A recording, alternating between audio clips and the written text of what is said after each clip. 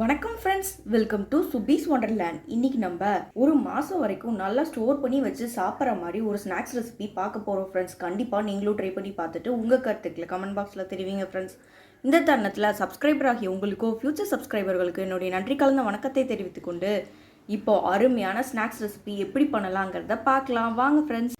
செய்ய தேவையான பொருட்கள்: மைதா மாவு 1 கப் எடுத்திருக்கேன், தேவையான அளவு உப்பு, ஓமம் 1/2 டேபிள் ஸ்பூன் எடுத்திருக்கேன், red chilli flakes 1 table spoon அளவு. ரெட் சில்லி ஃப்ளேக்ஸ் இல்லைன்னா ஒன்றும் பிரச்சனை இல்லை, நீங்கள் வரமிளகாய் கூட 1-2 அரைச்சி எடுத்து அது கூட சேர்த்துக்கலாம். எள்ளு 1 டீஸ்பூன் அளவு. இப்போ ஒரு மிக்சிங் பவுலில் நான் ஃபஸ்ட்டு மைதா மாவு ஆட் பண்ணிக்கிறேன். நீங்கள் மைதா மாவுக்கு பதிலாக கோதுமை மாவு கூட எடுத்துக்கலாம். மைதா மாவு சேர்த்தோன்னா கொஞ்சம் டேஸ்ட்டாக இருக்கும், அதனால் நான் இன்றைக்கி மைதா மாவு எடுத்திருக்கேன். இப்போ தேவையான அளவு உப்பு ஆட் பண்ணிக்குவோம். இது கூட ரெட் சில்லி ஃப்ளேக்ஸ் ஆட் பண்ணிக்கிறேன், கருப்பு எள்ளு, இப்போது ஓமம் ஆட் பண்ணிக்கிறேன். ஒரு 2 டேபிள் ஸ்பூன் அளவுக்கு எண்ணெய் ஆட் பண்ணிக்குவோம். இதை ஃபஸ்ட்டு நல்லா மிக்ஸ் பண்ணிக்கலாம்.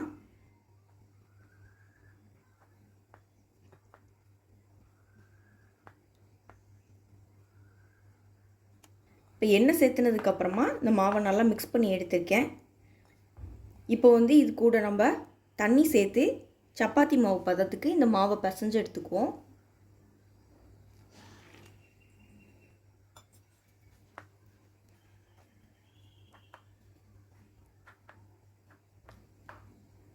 ரொம்ப அதிகமாக தண்ணி சேர்த்துற வேண்டாம், பார்த்து கொஞ்சம் கொஞ்சமாக ஆட் பண்ணிக்கோங்க. பாருங்கள், நல்லா சப்பாத்தி மாவு மாதிரி பிசைஞ்சு எடுத்துகிட்டு வந்தாச்சு.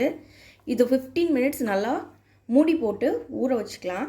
இப்போ ஒரு 15 மினிட்ஸ் இந்த மாவு நல்லா ஊறிடுச்சு. இதை நம்ம ஒரு ஷாப்பிங் போர்டுக்கு மாற்றிக்கிறேன். இப்போ இதை நல்லா உருட்டி ஈக்குவல் பார்ட்ஸாக பிரிச்சுக்குவோம். இப்போ ஈக்குவலாக பிரிச்சுக்கிறேன் நான். இப்போ நம்ம இந்த ஒன்றையும் நம்ம சப்பாத்தி மாவை ஸ்ப்ரெட் பண்ணுற மாதிரி ஸ்ப்ரெட் பண்ணி எடுத்துக்குவோம்.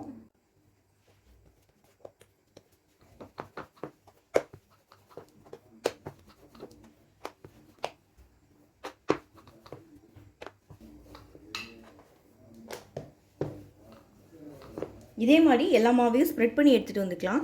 இப்போ நான் ஒரு லேயருக்கு மேலே இன்னொரு லேயராக ஒரு 4 லேயர் ப்ளேஸ் பண்ணிக்க போகிறேன்.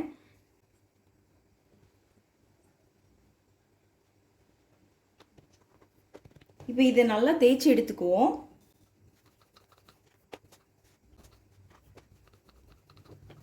சைட்ஸ் எல்லாம் பார்த்து நல்லா தேய்ச்சி விட்டுக்கோங்க.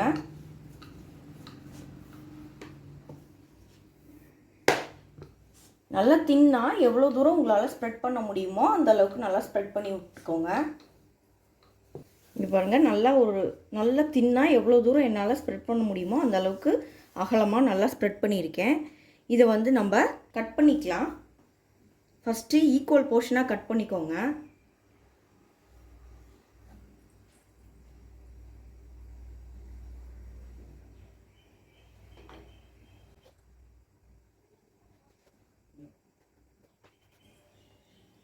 இன்னுமே எவ்வளோ சின்னதாக உங்களால் பண்ண முடியுமோ அந்த அளவுக்கு நல்லா கட் பண்ணிக்குவோம். இந்த மாதிரி கட் பண்ணி எடுத்துக்கணும். இப்போ நம்ம ஒவ்வொரு பீசஸாக எடுத்து ரோல் பண்ணிக்கலாம். இப்போ நம்ம இந்த இடத்துலேருந்து ரோல் பண்ண ஆரம்பிச்சிக்கலாம்.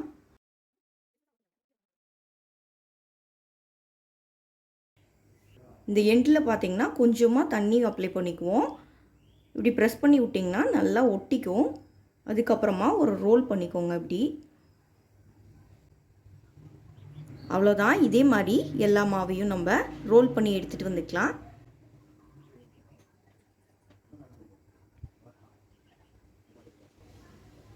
இந்த எட்ஜில் வாட்டர் அப்ளை பண்ணிக்கலாம்.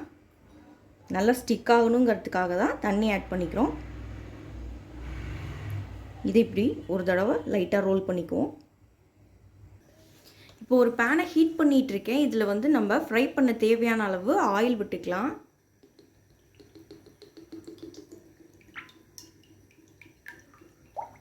எண்ணெய் நல்லா சூடாகி வரட்டும். பாருங்கள், எண்ணெய் நல்லா ஹீட் ஆயிடுச்சு. இப்போ நம்ம ஒவ்வொன்றா போட்டு ஃப்ரை பண்ணிக்கலாம். நம்ம யூஸ்வலாக செய்கிற மாதிரி இல்லாமல் கொஞ்சம் டிஃப்ரெண்ட்டான ஷேப்ஸில் பண்ணி கொடுத்தோன்னா குழந்தைங்களுக்கு ரொம்ப விரும்பி சாப்பிடுவாங்க. இந்த மாதிரி ஸ்நாக்ஸ் ரெசிபீஸ் நம்ம சேனலில் ஏற்கனவே நிறையா போட்டிருக்கோம் ஃப்ரெண்ட்ஸ். டிஸ்கிரிப்ஷனில் லிங்க்கு கொடுக்குறேன், தேவைப்பட்டுச்சுன்னா கண்டிப்பாக போய் பாருங்கள். சிம்மில் வச்சே நல்லா ஃப்ரை பண்ணிக்கலாம். ஏன்னா நம்ம ரோல் பண்ணியிருக்கிறனால உள்ளே இருக்க பகுதியெலாம் நல்லா ஃப்ரை ஆகி வரணும். அதுக்காக சிம்மில் வச்சு கொஞ்சம் நேரம் நல்லா ஃப்ரை பண்ணிக்குவோம்.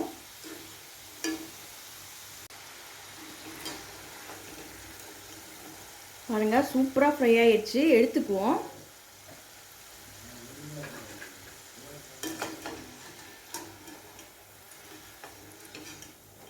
இதே மாதிரி மீதி உள்ளதெல்லாம் ஃப்ரை பண்ணி எடுத்துகிட்டு வந்துக்கிறேன். ஃபைனலாக ஒரு மிக்சிங் பவுலில் கொஞ்சமாக ரெட் சில்லி ஆட் பண்ணிக்கிறேன். கூட சாட் மசாலா ஏதாவது இருந்தால் அதையும் ஆட் பண்ணிக்கோங்க.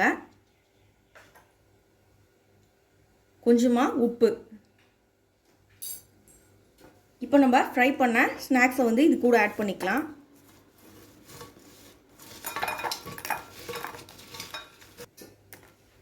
நல்லா மிக்ஸ் பண்ணிக்குவோம்.